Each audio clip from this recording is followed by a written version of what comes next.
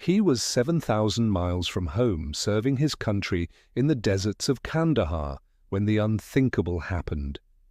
A single email ended 13 years of marriage, emptied his bank accounts, and handed over his life to another man. But what they didn't know was that he wasn't just a soldier, he was a strategist. And when betrayal hits a warrior, revenge isn't loud, it's silent, precise, and deadly. This isn't just a divorce story, it's a mission, one that ends with handcuffs, federal agents, and a woman who never saw it coming. Stay till the end because this isn't fiction. I was in Kandahar, 42 years old, 13 years into a marriage I thought had survived 4 deployments. Then, one morning in the desert, I opened my inbox. Subject line, "Let's be adults about this." Attached, a PDF titled Divorce, Cheeked Decree, Becky, Nathan.pdf, my. Name is Nathan Briggs, Staff Sergeant, 82nd Airborne. That email ended my marriage in 3 sentences. She'd filed for divorce. She'd emptied our joint bank account. Her new boyfriend, Jeremy, was now living in our house in Spokane. I stared at the screen, emotionless. I read it again, slower. Closed the laptop, took a long, quiet shower in the communal stall, got dressed, walked into my shift without saying a word. That night, back in the bunk, I replied with a single word. Understood. No anger, no begging, no guilt trips, just understood. Wilson, my bunkmate, noticed something. "You good, man?" he asked, eyes still on his book. "Yeah," I said. "Just stuff back home?" He nodded. "Nothing more. Military guys?" "Get it. You don't push unless invited in." The truth? I wasn't shocked. The signs had been stacking up like sandbags before a storm. 6 months before deployment, Becky had changed. She stopped asking about my day, started staying late at the dental office, claimed she was hitting the gym, but somehow never looked like she'd broken a sweat. New clothes, new friends I'd never met, and then new passwords on her phone.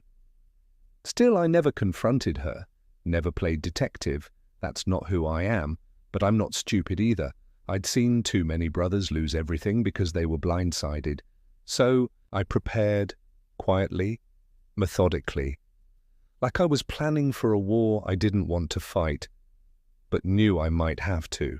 I moved all our key documents into a private storage unit across town. Birth certificates, marriage license, my VA loan docs. The house was under my name, my mom's silver, my grandfather's watch. I also opened a new bank account, separate from our joint one. I started siphoning small amounts of my pay into it, just enough to rebuild quietly. She didn't notice. Or maybe she did and didn't care. The night I left for deployment, Becky hugged me at the airport, said, "Stay safe, okay?" Her eyes were dry, like she was seeing off a colleague, not a husband heading into a war zone. That should have been my red flag. Instead, I kissed her cheek and boarded the plane. 2 weeks after the divorce email, I got a notification while sitting in the mess hall. Withdrawal, $80,500, balance left, $22.37, gone, all of it. Murphy, across the table, raised an eyebrow. Bad news. I put my phone down. Just some account stuff. That night, I called the bank from the base's phone center. Becky had been draining our savings in small increments. Started the day after I deployed, $47,000, gone. Moved to an account I didn't recognize. I stood in that hallway while guys around me laughed, talked to wives and kids. Life moving on, normal. And mine? Mine was crumbling, silently. Wilson found me there. He didn't ask again how I was. He just said, "What's your plan?" That night, I didn't sleep. I opened our home's security system, something Becky had probably forgotten I could access. There they were on my camera. Jeremy, in my house, wearing my Seahawks sweatshirt, using my coffee mug, walking my dog, and Becky, laughing, in the kitchen I'd built with my own hands. That was the moment something snapped, but not in rage, in clarity. This wasn't about love anymore. This was a mission. One I was going to finish, and she had no idea what was coming. 3 weeks later, I returned home on emergency leave. To Becky, it was probably a minor formality. The military letting me fly back to finalize paperwork. She didn't know I'd already spent those 3 weeks gathering intel. She didn't know I'd contacted a forensic accountant, an old friend from Fort Benning who now hunted down financial crimes. And she definitely didn't know I'd been in touch with my cousin Mark, a cybersecurity expert who helped companies audit internal fraud. I told him what happened. He didn't ask why, just said, "Send me her full name, phone, and email."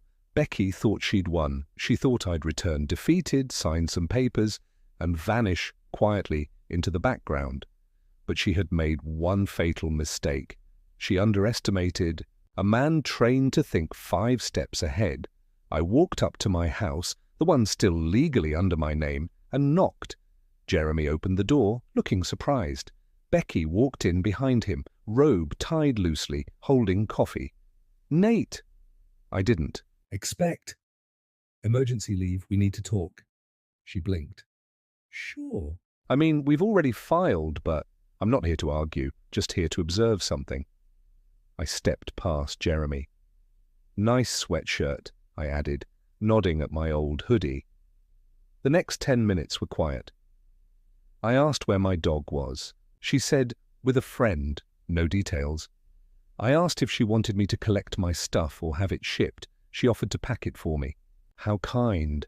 Then I pulled out an envelope from my jacket. "What's that?" she asked. "Just something for you both to read." Inside was a printed bank statement from her secret account, all transactions, dates, amounts, IP addresses, matching. Her devices.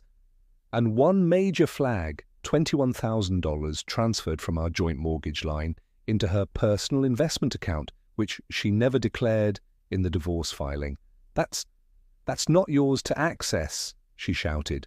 "No," I said, calmly. "But it's the FBI's now," Jeremy scoffed. "The FBI?" "Oh, come on, man, don't get dramatic." I leaned forward, looked him straight in the eye. "Have you ever heard of Title 18, U.S. Code, Paragraph 1343, wire fraud?" He frowned. "That's what happens when you conspire to illegally transfer marital assets during federal deployment. Add to that UCMJ protections under the Soldiers and Sailors Civil Relief Act." Blank stares, I continued. "See, Becky didn't just cheat. She defrauded a deployed serviceman. That's a federal felony. She also falsified income declarations during divorce proceedings and used joint funds to purchase stocks. That's perjury and tax evasion." I stood, walked toward the door. "You'll both be receiving subpoenas within 48 hours. Have a great morning." I didn't stop there. The IRS got a report of unreported assets under Becky's name. The VA was notified that the mortgage funds had been misused, triggering a full audit. I contacted Animal Control and filed a complaint about a missing dog. Turns out she gave him away. That case got reopened. And finally, I sent all financial records to my divorce attorney, who filed a motion to reopen the settlement based on concealed assets. The courts froze her accounts within a week. Jeremy left her 3 days after that. Cowards don't stay when the heat rises. By month's end, Becky had lost the house. Her job at the dental office was terminated for ethics violations after the IRS came knocking. Her reputation, her name, was now flagged in 2 federal databases. And me? I walked away with full custody of my dog, my honor intact, and a clean discharge from the army. They say revenge is a dish best served cold. But this wasn't revenge, this was justice. Quiet, surgical, legal, the kind that doesn't need fists or flames, just patience and precision.